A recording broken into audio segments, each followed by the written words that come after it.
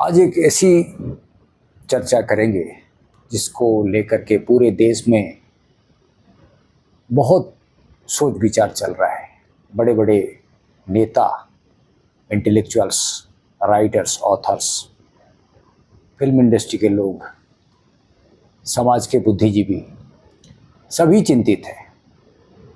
लेकिन सही मायने में कहें कि ये चिंता उनका बेकार है। इसका कोई सल्यूशन सदियों से निकल के नहीं आया, जबकि सल्यूशन हमारे पास में है। हम सल्यूशन को अपने ढंग से देखना शुरू कर दिए हैं। कोई भी, मैं मेरे ढंग से देख रहा हूँ, आप अपने ढंग से देख रहे हैं, और इंटेलेक्चुअल्स, प्रोफेसर्स, लेक्चर्स, पार्लियामेंटेरियंस, नेता, अभिनेता सब अपने अपने ढंग से देख रहे हैं। और लास्ट में करते क्या है? कुछ कानून बना लेना और कुछ कैंडल लेकर के मार्च बना देना। मैं बात कर रहा हूँ बलात्कार की। शायद आपको अभी का जो हालत है और अभी का जो न्यूज़ है, जो कलकत्ता में हुआ हमारे एक डॉक्टर बहन के साथ में, डॉक्टर बेटी के साथ में, ये किसी को छुपा नहीं है। लेकिन सही मायने में देखिए, क्या ये पहले से प्लान नहीं था? क्या किसी को जानकारी नहीं था? क्या उस डॉक्टर साहब बेटी को थोड़ा भी आभास नहीं मिला था? या जिसने बलात्कार किया, संदीप राय, क्या वो पहले से नहीं जानता था कि उसके माध्यम से एक अपराध होने वाला है? सभी जानते थे। इसकी शुरुआत आज नहीं है। अगर हम इसकी बात करें तो निर्भया जो दिल्ली में हुआ था, बहुत बड़ा आंदोलन भी हुआ था। निर्भया को लेकर के पूरे देश में हलचल हुई थी। पार्लियामेंट में भी कानून भी बना। लेकिन उसके बाद भी उन्नाव हुआ, वहाँ भी दुर्घटना हुआ, कलकत्ता में हुआ। और इसके अंदर में कुल मिला के निर्भया से अगर आज तक देखें तो हजारों बलात्कार हो चुका है। और आए दिन कुछ खबर बाहर आ जाती है, कुछ खबर नहीं आती। तो इतनी सारी कानून बनाने के बाद फिर भी ये रुकती क्यों नहीं है? ऐसी अपराध क्यों नहीं रुकती है? ये जानना जरूरी है। मैं मेरी नज़रिया आज पेश करता हूँ, आप थोड़ा सा ध्यान रखिए और उसको ध्यान से सुनिए। इस तरह के जो अपराधी होते हैं, क्या वही जिम्मेदार हैं बलात्कार के लिए? या जो अचानक मृत्यु हुई हमारी डॉक्टर बेटी की, या निर्भया की, उन्नाव की बेटी की, सिर्फ बलात्कारी ही जिम्मेदार है? कुछ का मानना है समाज ही पुरुष को बलात्कारी बनाता है। मैं एक राइटर का भी नाम लूंगा जिन्होंने अच्छा एक स्क्रिप्ट लिखा था। लेकिन सही मायने में क्या समाज किसी पुरुष को बलात्कारी बनाता है? ये एकदम से गलत कंसेप्ट है। समाज किसी को बलात्कारी नहीं बनाता। बलात्कारी तो हमारे अंदर में है ही है। जो लोग कैंडल मार्च लेके निकलते हैं, उनमें से भी कुछ की भावना, यानी कि आधा भी कह सकते हैं, ऐसी रहती है जो मज़े लेते हैं, लेकिन हाथ में कैंडल लेकर के ये हादसा होने के बाद में सड़क पर चल करके फ़ोटो उठा करके सोशल मीडिया में डालते हैं। समाधान भी नहीं है। पार्लियामेंट से लेकर के सुप्रीम कोर्ट तक सभी चिंतित हैं। लेकिन मैं कुछ आभास बताऊंगा, कुछ सिंबल बताऊंगा। ये बहुत ज़रूरी है जानना। हर माँ बाप को इसके लिए होशियार होना पड़ेगा। एक दिन में कोई बलात्कार नहीं हो जाता। कुछ चीज़ें पहले से अपनी इशारे करती रहती है। ये आपको जानना जरूरी है। आप लोग कभी सुने होंगे, मेरा बायां आँख फड़क रहा है, दाहिना आँख फड़क रहा है, कहीं बिल्ली रास्ता काट गई, रात में कुत्ते बड़ा भयानक चिल्लाते हैं। छोटी छोटी चीज़ों को हम लोग कभी कभी डिस्कशन में लेते हैं। कुछ होने वाला है, कुछ घटने वाला है। बुरा। ऐसी आभास जिसके साथ में भी यह हादसा होता है, 2 साल 9 महीने से पहले उसको यह आभास जरूर आती है। आप मानेंगे नहीं मेरी बात को, क्योंकि मेरे चैनल का नाम है कुरान वर्सेस लाल किताब, तो थोड़ा बहुत तो एस्ट्रोलॉजी इसके साथ में जोड़ना जरूरी है। आप भले एस्ट्रोलॉजी को माने या ना माने, लेकिन एस्ट्रोलॉजी में बहुत सारी चीज छुपा हुआ है। तो कहने का मकसद है, निर्भया में भी वही हुआ, डॉक्टर बेटी के साथ में भी वही हुआ, बलात्कार और मौत। तो ये मौत को किस कैटेगरी में रखते हैं? ये कोई बीमारी से मौत, लंबा बीमारी से लड़ाई लड़के 2-4 महीना, 5 महीना, साल भर, ऐसा नहीं है। ये एक अचानक मौत।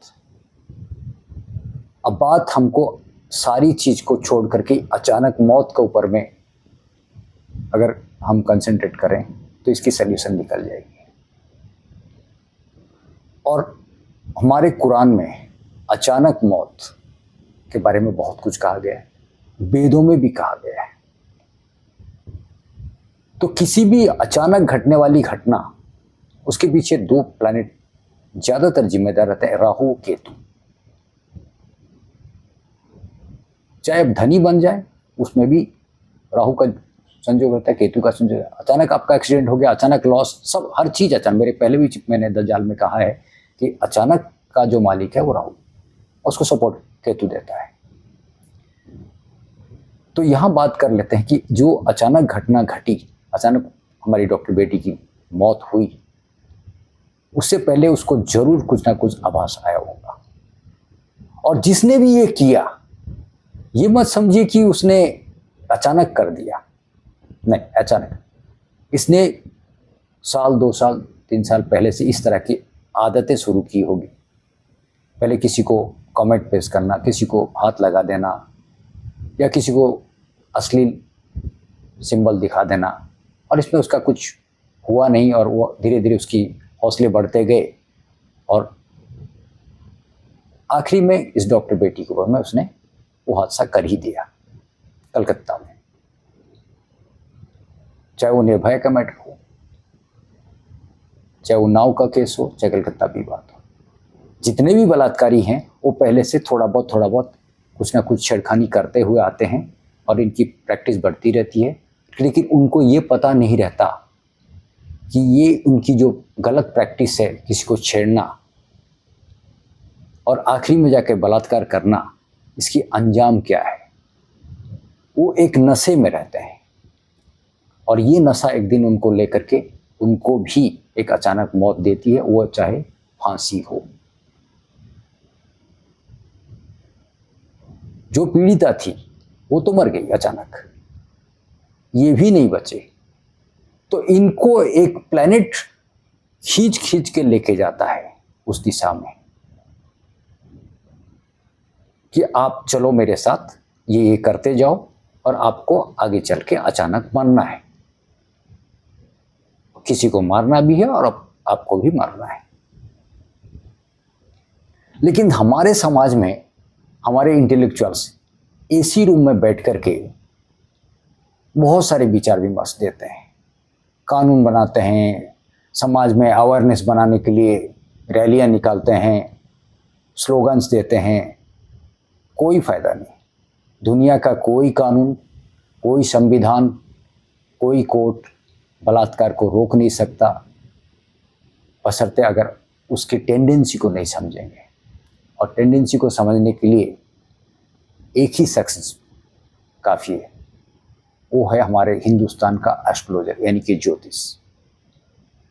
वो अकेला ही इंसान है, एक परफेक्ट ज्योतिष की बात करूं मैं, फ्रॉड की बात नहीं कर रहा हूं। वो बता सकता है जब बच्चा पैदा होता है उसके जन्म पत्री में ये योग बना रहता है कि अचानक ये बच्चा या बच्ची आगे चल के इस तरह के हादसे का शिकार होने वाली है। इसको रोका जा सकता है अगर हम बचपन से हर माँ बाप कॉन्शियस रहेंगे और सही ज्योतिषी का परामर्श लेंगे, तो उनके बच्चे को वो बता सकते हैं कि भाई आपका 18 साल से 25 साल के अंदर में ये घटने वाला है, 40 साल में घटने वाला है, 30 साल में घटने वाला है, आपको सही रास्ते में चलना है, वरना आपको फांसी हो सकती है, आपके एक्सीडेंट होकर आप मौत हो सकती है, आपको कोई अचानक कोई सांप काट सकता है, कुछ भी इस तरह का दुर्घटना होगा जो आपकी अचानक मृत्यु होगी। तो बताने वाला वही ज्योतिष है। मैं ज्योतिषी को मार्केटिंग करने नहीं बैठा हूं, लेकिन ये एक शास्त्र है, इसमें एक पढ़ाई है, एक मैथमेटिक्स है। सुप्रीम कोर्ट कभी नहीं बता सकता कि ये कौन सा इंसान 40 साल में, 30 साल में, 25 साल में, 18 साल में बलात्कारी बनेगा या मर्डरर बनेगा या किसी की हत्या कर देगा। या डॉक्टर भी नहीं बता सकता, वकील भी नहीं बता सकता, साइंटिस्ट भी नहीं बता सकता, अकेला एक ज्योतिष ही बता सकता है कि किसी के साथ में क्या हादसा होने वाला है और वो ये होता कैसे है। अगर आज मेरे साथ ये घटने वाला है तो मेरी आदत ऐसी होगी धीरे धीरे, और मुझे मौके बहुत मिलेंगे किसी को छेड़ने का, किसी के साथ छोटा मोटा अत्याचार करने का, चाहे वो घर में ही क्यों ना हो। और ख़ास करके जो लिविंग इन में रहते हैं, जिनको राहु जोड़ता है, मत समझिए कि शुक्र या बृहस्पति या कोई भी दूसरा ग्रह ये लिविंग इन रहने वाले, सिर्फ अकेला राहु जोड़ता है। और वो कुछ दिन के बाद में एक दूसरे को काट के पेटी में पैक करके छोड़ देते हैं, क्योंकि उसकी एक समय सीमा होती है, 2 साल 9 महीने रिलेशनशिप बढ़िया चलता है, उसके बाद में शुरू हो जाता है सारी कहानी दुर्घटना के लिए, एक प्लेटफॉर्म तैयार हो जाता है। वैसे ही बाहर भले आप लिविंग इन में रहें ना रहें, डॉक्टर बेटी ने उस बलात्कारी के साथ में लिविंग इन में नहीं रहा था, लेकिन उसके साथ में वो हादसा हुआ क्यों, और वो संधिप्राय किया क्यों, उसके साथ में वो ग्रह चल रही थी। समानता उस डॉक्टर बेटी के साथ में भी इसी तरह की कोई ना कोई ग्रह चला। अगर आज उसकी दोनों की जन्म पत्री को आप देखें, वो कॉम्बिनेशन वहां जुड़ा हुआ मिलेगा।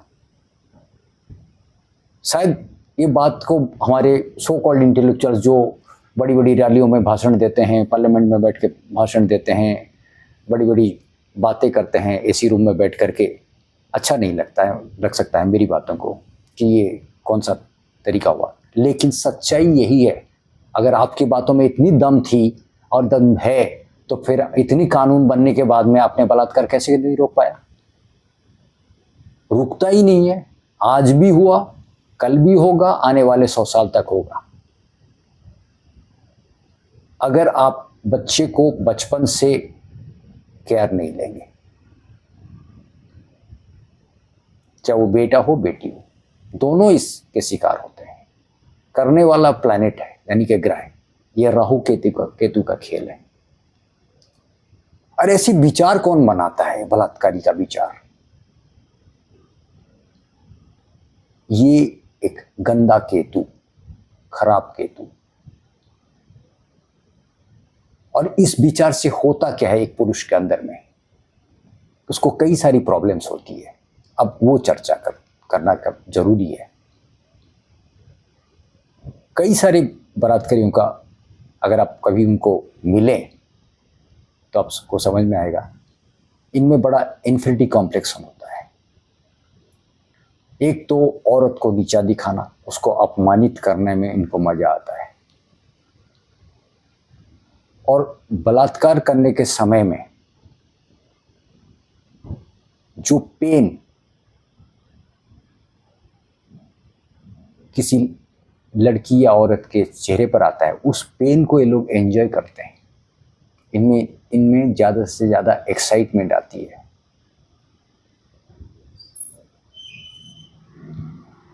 आप बड़ा हैरान करने वाला बात है, आज सोच भी नहीं पाएंगे इनकी साइकोलॉजी को। लेकिन बाहर ये लोग बड़ी शांति से आपके साथ बात करते रहेंगे, आपके साथ बैठेंगे, चाय पिएंगे, आपके घर में आराम भी करेंगे, लेकिन दिमाग के अंदर में ऐसी गंदी चीज़ें पाल के रखते हैं।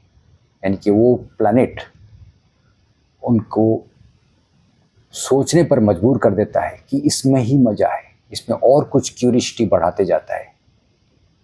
वो ज़्यादातर सोचते हैं जो सेक्स के लिए वो एक अजीबोगरीब सेक्स है जो उनके सोच के अंदर रहती है, जो प्रैक्टिकल में संभव नहीं है, और उसको संभव करने के चक्कर में किसी की जान ले लेते हैं।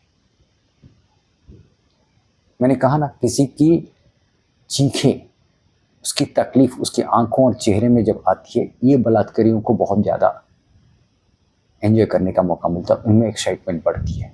तो फिर कुल मिलाकर के इनकी एक्साइटमेंट कहाँ गई? बहुतों के देखा गया है इनमें नेचुरल इरेक्शन होता नहीं, नेचुरली ये लोग इरेक्टेड नहीं कर सकते। बहुतों को खुद को दूसरों के सामने अपना, अगर कोई दोस्त यार के अंदर में इस तरह की चीज़ें, सेक्स के बारे में बात होता है, वो अगर वहाँ खड़े हैं तो उनको फुलफिलमेंट फील नहीं होता कि सामने वाला कुछ बोल रहा है कि मैंने इतने टाइम तक एंजॉय किया होता है, वो नहीं कर पाते क्योंकि वो जानते हैं उनके अंदर में वो कमजोरी है, वो एक इन्फिनिटी कॉम्प्लेक्स उनके अंदर में रहता है। और ऐसे लोग ज़्यादातर क्या करते हैं, अपने घर के अंदर में भी औरतों को मारपीट करते हैं, उसमें भी वो मजा लेते हैं।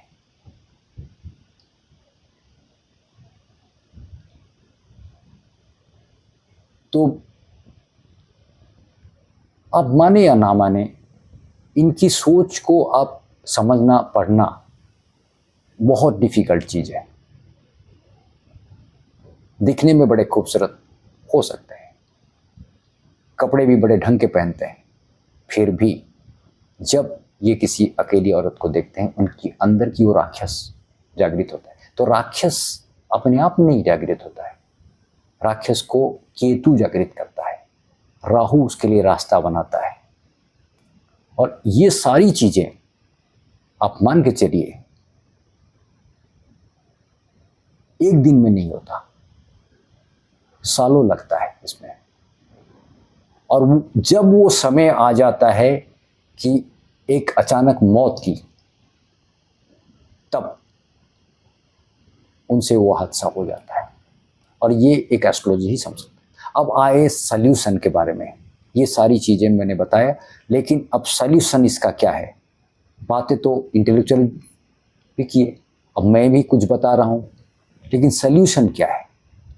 सल्यूशन कानून नहीं है, अवेयरनेस नहीं है। सल्यूशन हमारे वेदों में है, हमारे कुरान में है। कुरान में एक सूरा ऐसा है, सूरत तगाबुन, आप स्क्रीन में देख सकते हैं।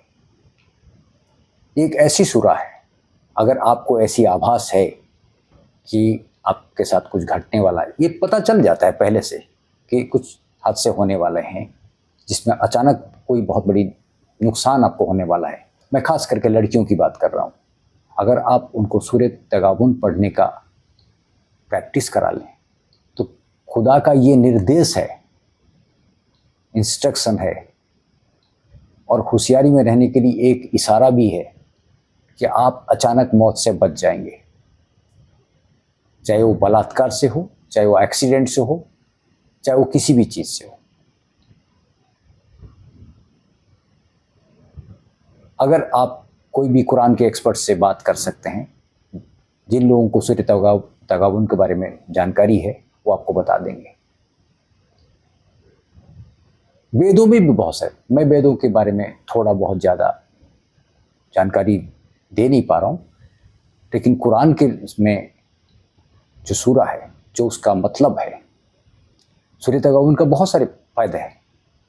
अगर आप सफ़र में जाते हैं तो आपको चोरी से बचाएगा, अगर आपने पढ़ा है। कहीं कीमती सामान रखे हैं, सोना जेवर वगैरह कुछ रखे हैं, उस पर 7 बार पढ़ के किए हैं, तो उससे उस संपत्ति को भी बचा सकता है, बचा के रखता है। और जो लाइलाज बीमारी है, वहाँ 41 बार पढ़ के हर दिन, अगर कुछ लोग मिल के भी पढ़ करके उस पर दम करते हैं, यानी कि फूंकते हैं या उसकी पानी पिलाते हैं। कैंसर जैसे बीमारी में उसके लिए भी इशारा दिया कि वहाँ भी बीमारी अच्छा होता है। वो सारी चीज़ क्या है? कैंसर भी केतु से है,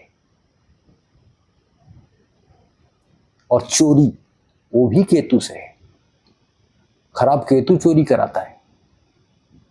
भले सफ़र आपको राहु कराता है, चोरी अगर रास्ते में आप सफ़र कर रहे हैं, आपका चोरी होने का चांस है, ये डर के मारे इसको पढ़ना है, यानी कि केतु से बचना है। जो खराब केतु अचानक आपको एक हादसे का शिकार बना सकता है, आपकी हत्या करा सकता है, आपको मार सकता है। इसकी सूर्य तगाबुन के लिए मैं एक अलग एपिसोड भी करूँगा। इसमें बहुत सारे फ़ायदे हैं। जैसे सूर्य तगाबुन को पढ़ने वाला इंसान जो दुआ करता है वो दुआ कबूल होती है, यानी कि केतु एंजल भी है, मैसेंजर ऑफ गॉड। वही केतु अगर खराब हो जाए आपकी जान भी ले जाती है। कुल मिला के मैं केतु के बारे में बात कर रहा हूं। ये केतु अगर आप कंट्रोल में नहीं लिए या कंट्रोल नहीं किए तो आपके साथ ये हादसा होगा। आपके जन्मपत्री में जरूर ऐसा संजोग रहेगा। इसे डॉक्टर नहीं पहचान सकता, सुप्रीम कोर्ट का जज भी नहीं पहचान सकता, कोई भी बहुत बड़ा जिसे इंटेलिजेंस डिपार्टमेंट का बड़ा ऑफिसर नहीं समझ सकता, जो बहुत कुछ केस वगैरह को सॉल्यूशन दिया है ज़िंदगी में, लेकिन वो भी नहीं बता सकता कि सामने वाला जो बैठा है वो कभी बलात्कार करके किसी का हत्या करेगा। केतु एक ऐसी प्लैनेट है, इसे समझना आसान काम, एक एस्ट्रोलॉजर ही समझ सकता है और वो बचपन से समझ सकता है। तो अगर आप एक सही एस्ट्रोलॉजर का परामर्श लेंगे, हो सकता है, मेरा उम्मीद है 60, 70, 80% तक आप इस बलात्कार जैसे बीमारी को इस सोसाइटी से दूर कर सकते हैं और बच सकते हैं इस तरह की दुर्घटना से। तो मेरा उम्मीद है, ये सिर्फ मैं मुसलमानों के लिए नहीं कह रहा हूँ, हिंदू मुसलमान दोनों के लिए कह रहा हूँ, किसी भी धर्म के हो, एक बचाव है, सूर्य तगाबुन। तो मेरी बातों का अगर आपको जरा भी शक है तो आप किसी भी एक्सपर्ट, यानी कि इस्लामिक एक्सपर्ट जो हैं, उनसे आप पूछ सकते हैं तगाबुन में क्या क्या क्वालिटी है, क्यों इसको पढ़ा जाता है। इसलिए कहा जाता है कुरान एक बहुत बेहतरीन एस्ट्रोलॉजिकल सॉल्यूशन है। उम्मीद करता हूं और आशा भी करता हूं कि आप इसको समझेंगे। अगर आपको ये मेरी डिस्क्रिप्शन अच्छी लगे तो मेरे चैनल को सब्सक्राइब कीजिए, शेयर कीजिए, लाइक भी कीजिए। धन्यवाद।